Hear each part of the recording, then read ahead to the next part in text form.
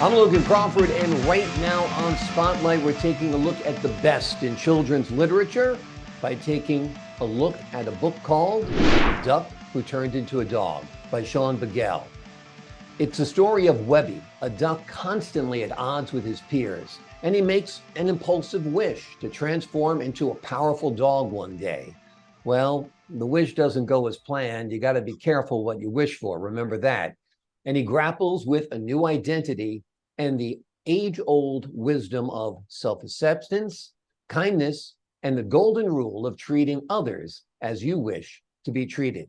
We are delighted to have Sean join us here today on Spotlight. We thank the team at Atticus Publishing for helping us put him in the spotlight today. And we ask viewers like you to support writers like him by subscribing to our channel. Sean, thanks so much for being our guest today. Thank you very much for having me, Logan. Real pleasure. Where did you come up with this idea for the duck who wanted to be a dog? Um, I know bullying is a big issue. I always like to write some nice morals into my stories.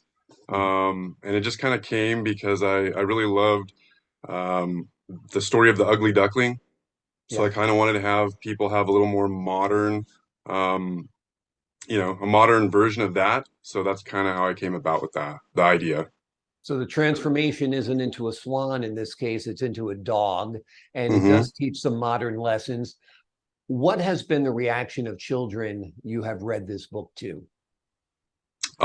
Surprisingly, they have liked it. I Who's your mean, not test surprisingly, audience? but yeah, I mean, they like it. And I know from parents, I've heard a lot of good things because I know I'm a parent and bullying is a big issue. So I think the more we open our eyes to, you know, solving this issue and, making it easier for people to feel like themselves and just be kind to each other. What was the reaction of your kids when you showed them this beautiful book? Oh, they loved it. They were super excited, especially when they saw my name on there. And then I have a little picture on the back with me and my cat. So they loved it. Gotcha. Yeah, I saw that cat picture as well. It looks great. Now, tell me about the illustrations. The illustrations, I just wanted them to be as playful as possible.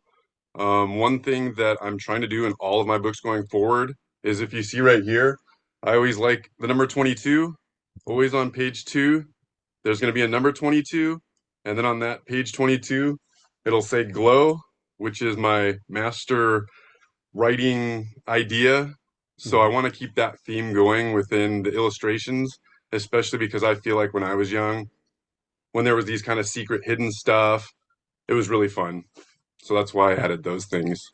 Absolutely. So it's like kind of a code within your book. So you know it's Exactly. And like I said, I want to keep that going just because as a kid, it was super fun for me, and I know it'll be fun for kids going forward. sounds great. Now you've written another book, How Polar Bears Got Their White Coats or something. Tell Yep, me that's about that. correct. Yeah, that one's a little similar. I mean, all of my books kind of have, be kind to others, treat them how you want to be treated. But with that one, it's a story about a polar bear. Before polar bears were white, they were actually all different kinds of colors. So they Mhm. were green, red, purple. But this one polar bear gets the idea to paint themselves white, which helps them when the hunters come because they can't see the polar bears, but the other polar bears are making fun of them because they can't see them and certain things like that. So it just kind of goes with, treat each other with respect and kindness Mhm. and, be comfortable with yourself. Yeah, also tells a very good moral and also captures the imagination of children because I can imagine they would be completely, enthralled by the idea of like colorful polar bears, right? Exactly. Yeah, exactly. And what was your kids' reactions when they read that one? I've only showed them a couple of the illustrations. We haven't read it all the way through yet, but they're really excited about how the illustrations came out. And so am I. The illustrators really hit it on the nail.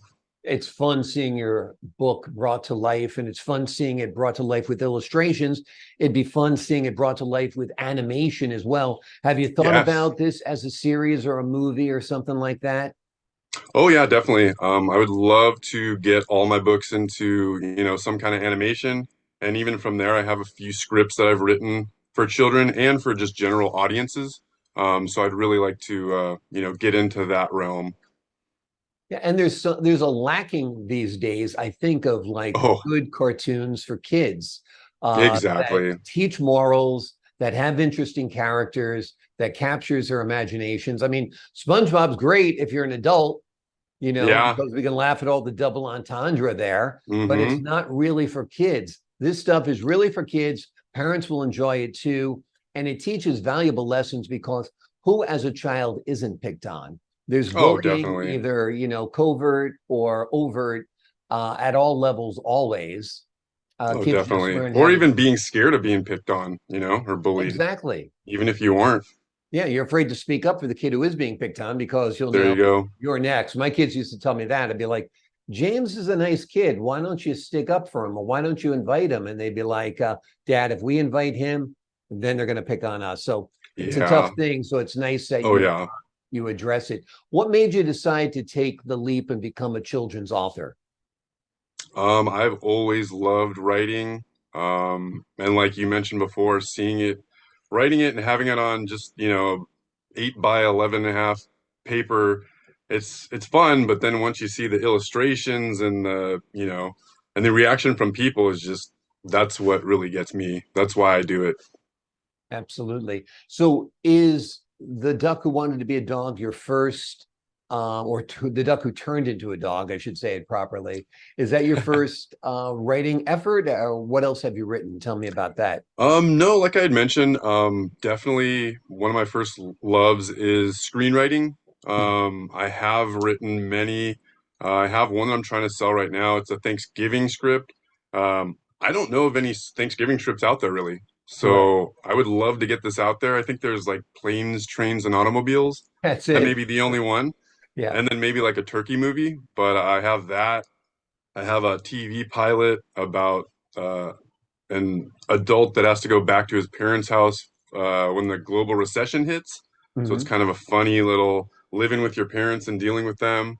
And then I have multiple children's books that I plan to release, and there's going to be many, many things coming out. Sounds good. Sounds good. So are most of your ideas on paper, up in your head, on your laptop? Tell me a little bit about the process. Honestly, it comes from anywhere. I mean, usually people say, you watch a movie and you kind of get some ideas, or maybe even you see a bad movie and then you take things from that and put good things in it. I honestly get ideas from the goofiest things. Like I'll hear a joke and I'll be like, well, that could be like a romantic comedy.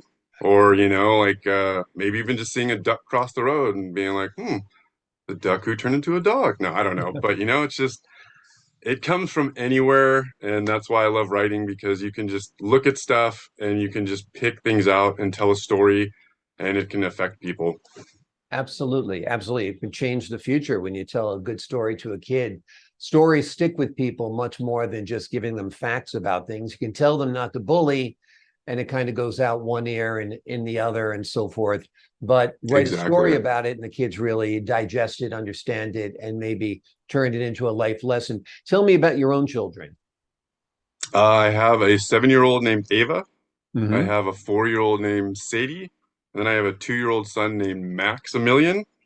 And they are in the other room right now. So hopefully they won't knock on the door or do Well, that anything wouldn't like be the that. worst thing in the world. That wouldn't be the worst thing Right? in the world. Yeah. Well, that's great. Well, the dad's fan club is waiting outside the door, waiting for dad to be finished.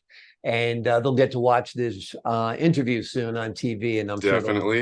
excited about that as well. Well, the name of the book is The Duck Who Turned into a Dog. It is written by Sean Bagel. It tells the story of Webby, who isn't satisfied with his own appearance. He decides he wants to be a dog. Well, that was kind of a mistake. Or is it? You're going to have to read the book to find out. He's also got another book, How Polar Bears Got Their White Coats. Am I getting that correct? I do. I got a head nod. How, yeah, how polar bears got their white coats. Okay, good. I got that right. I All had to right. think about it. I was like, wait a second. The Duck Who Turned into a Dog is available on Amazon and elsewhere, wherever you buy books. And I'm sure his other writings will be available there as well. Sean, thank you so much for joining us here today on Spotlight. Thank you so much, Logan. It was a pleasure. Thank you My for having me pleasure. on. Oh, I enjoyed it very much. And to the folks at home, I'm Logan Crawford, thanking you for your time. This time, until next time, on Spotlight.